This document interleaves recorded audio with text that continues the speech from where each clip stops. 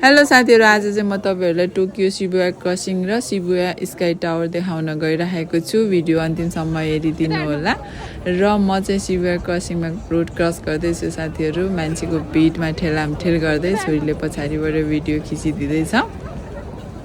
र यो Shibuya crossing मा चाहिँ यति मान्छे भिड हुने रहेछ कि बाटो क्रस गर्ने, बाटो खुल्ने बित्तिकै ठेलामठेल गर्दै नै बाटो क्रस गर्ने रहेछ। एक पटक मात्रै होइन, फेरि यो प्रत्येक पटक बाटो खुल्दाखेरि त्यत्तिकै मान्छेको भिड हुने रहेछ साथीहरु। त्यही भएकोले गर्दाखेरि पनि शिबुया क्रसिङ भनेर फेमस भएको होला।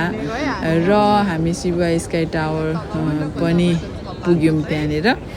र स्काई टावर जाँदाखेरि चाहिँ बीचबाट देखिने दृश्य हो साथीहरु। यो चाहिँ तल रोड, अघि हामी क्रस गरेको रोड अहिले पनि त्यतिकै छ, मान्छेहरु यति भिड हुने। र त्यसपछिबाट फेरि हामी टपमा गयौं।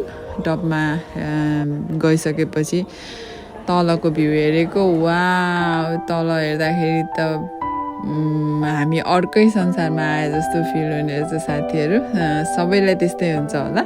र त्यहाँबाट पनि शिबुया क्रसिङ चाहिँ एकदम राम्रो देखिने रहेछ साथीहरु। यो ठाउँमा चाहिँ दिउँसो भन्दा पनि राति नाइट भ्यू नै राम्रो देखिन्छ होला सायद। दिउँसोको त मैले हेरिन, तर जहाँसम्म लाग्छ नाइट भ्यू हेर्नको लागि धेरै आउने रहेछ। Thank you so much.